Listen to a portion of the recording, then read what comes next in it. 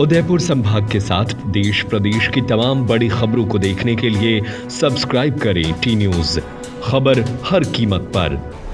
राजस्थान मध्य प्रदेश के नेतृत्व में मंगलवार को वल्लभनगर, मावली, भिंडर और कानौड़ तहसील के सैकड़ों अफीम उत्पादक किसान जिला मुख्यालय पर एकत्र हुए। किसानों ने डोडा चूरा नष्टीकरण मुआवजा और वर्ष 2024-25 के लिए नष्टीकरण की अनुमति को लेकर जिला कलेक्टर को ज्ञापन सौंपा। ज्ञापन में बताया गया कि किसानों ने 2018 से लेकर 2024 तक डोडा चूरा का नष्टीकरण निर्धारित सरकारी नियमों के अनुसार किया, लेकिन बड़ी संख्या में किसानों को अभी तक मुआवजा नहीं मिला है। किसानों ने सरकार से नष्टीकरण प्रमाण पत्र जारी कर जल्द से जल्द लंबित मुआवजा दिलाने की मांग की है। इसके साथ ही किसानों ने 2024-25 के लिए डोडा चूरा नष्टीकरण प्रक्रिया को शीघ्र शुरू करने की आवश्यकता जताई। किसानों ने बताया कि उन्होंने पूर्व में सहमति पत्र एवं घोषणा पत्र विभाग को सौंप दिए हैं, फिर भी प्रक्रिया में देरी हो रही है। संघ ने मांग की कि इस वर्ष का मुआवजा अंतर्राष्ट्रीय मूल्य के आधार पर दिया जाए, जिससे किसानों को वास्तविक राहत मिल सके। किसानों का कहना है कि पिछले कुछ वर्षों से अफीम खेती में लगातार आर्थिक नुकसान हो रहा है और सरकार द्वारा समय पर मुआवजा न मिलने से उनका संकट और बढ़ गया है। ज्ञापन देने से पहले हजारों की संख्या में किसान रैली निकालकर कलेक्ट्रेट पहुंचे और सरकार के खिलाफ प्रदर्शन किया। अफीम किसान संघ ने चेतावनी दी कि यदि शीघ्र निर्णय नहीं हुआ तो प्रदेश व्यापी आंदोलन किया जाएगा।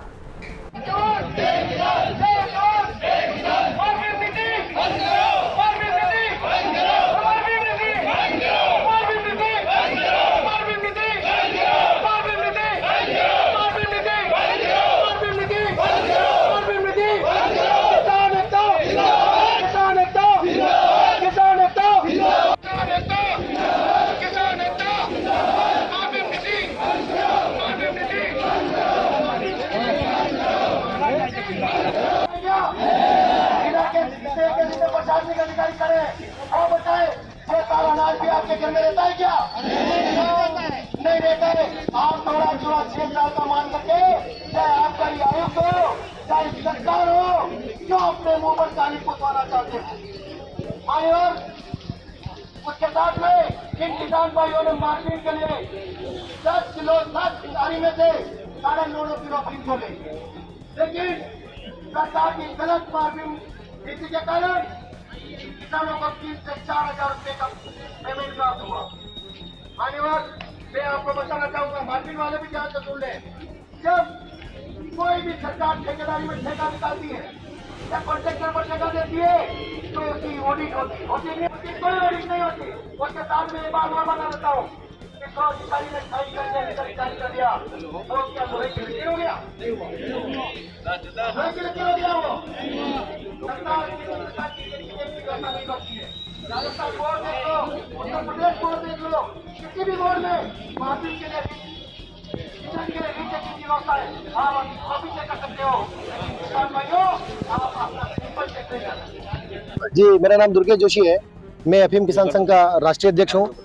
अफीम किसान संघ आज डोडा चूरा नष्टीकरण को लेकर के जो विज्ञप्ति जारी की गई है, उस विज्ञप्ति के खिलाफ में आक्रोशित है, क्योंकि सरकार के द्वारा जो डोडा चूरा नष्टीकरण की मांग की गई है वो पिछले 6 साल का बकाया और इस साल का यूं करके कुल 7 सालों की मांग की गई है। जब किसान के घर में अनाज 7 साल नहीं रहता है तो डोडा चूरा तो कचरा है, वो कैसे रह सकता है? तो मेरी सरकार से निवेदन है कि पिछले 6 सालों का डोडा चूरा नष्टीकरण का सी फॉर्म भर करके किसानों को दिया जाए और इस साल का जो डोडा चूरा है वो किसान सरकार को देने के लिए तैयार है। बस शर्त हमारी ये है कि हमारा जो मुआवजा है, वाजिब जो मुआवजा बनता है वो किसानों को दिया जाए। उसके साथ ही किसानों की कुछ और वाजिब मांगे भी हैं, क्योंकि एक मार्फिम नीति को लेकर के कई बार सवाल उठे हैं और मार्फिम की जो जांच हुई है वो काफ़ी गलत हुई है।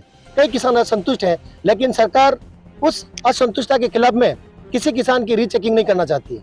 जब हम कोई भी काम करते हैं तो उसके लिए प्रशासनिक व्यवस्था है, लेकिन सरकार की जो मार्फिम की जांच की जो व्यवस्था है उसके ऊपर कोई प्रश्न उठा नहीं सकता है और इसी बात को लेकर के किसानों में असंतोष है और कई किसानों के पट्टे निरस्त होने के योग्य हैं। तो मेरी सरकार से मांग है कि मार्फिम नीति पर रीचेकिंग की व्यवस्था करवाई जाए और सरकार के द्वारा अमल अफीम का जो मूल्य नहीं बढ़ाया है वो काफी समय से नहीं बढ़ने से अब बढ़ाया जाए। सीपीएस पद्धति को हटाते हुए किसानों को लूनी चीनी के परंपरागत पट्टे दिए जाए। ये मेरी मांगे हैं। बहुत बहुत धन्यवाद। देखिए, अफीम किसानों की रणनीति, हमारी ये चाहत है कि हम पिछले सालों के जो सीपीएस डोडा किसान ने अपने स्तर पर नष्ट किया है, वो सारे प्रशासनिक अधिकारियों और राजनीतिक मंत्री महोदय और बड़े प्रभावशाली व्यक्तित्व के कहने से हमने अपने स्तर पर नष्ट किए हैं। हम अपना एफिडेविट देने के लिए तैयार हैं कि हमारे पास में पिछला कोई डोडा चूरा बकाया नहीं है और किसान ने अपने खेत में हाथ जोत करके उस डोडा चूरे को कचरा बांध करके उसको नष्ट कर दिया। हमारे पास में कोई डोडा चूरा नहीं है। इसके लिए हमें आगे संघर्ष करना पड़ा, तो हम माननीय सीएम साहब से भी मुलाकात करने का बहुत जल्दी प्रयास करेंगे और हम प्रयासरत हैं। सीपीएस पद्धति में कुछ मांगे रखी थी आपने, वो अभी तक मान्य हुई है? नहीं, सीपीएस पद्धति में कोई मांगे नहीं मान्य हुई है।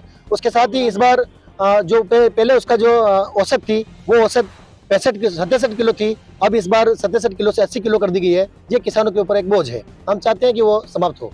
आज किसान संघ के साथ, सभी किसानों के साथ हमने समर्थन जारी किया है और किसानों की मांग अगर सरकार नहीं मानेगी तो हम लोग उग्र आंदोलन किसानों के साथ मिलकर पूरे प्रदेश भर में करेंगे। मैं सरकार से और शासन और प्रशासन से निवेदन करता हूं कि हमारे किसान भाइयों की मांगे मानी जाए कि किसान एक ऐसी कौम है जो देश का पेट पालती है।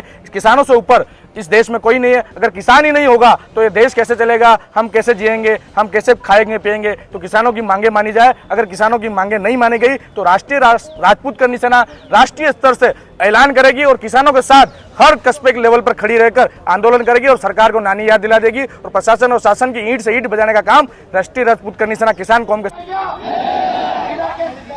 प्रशासनिक अधिकारी करे और बताए ये सारा अनाज भी आपके घर में रहता है क्या? नहीं रहता है।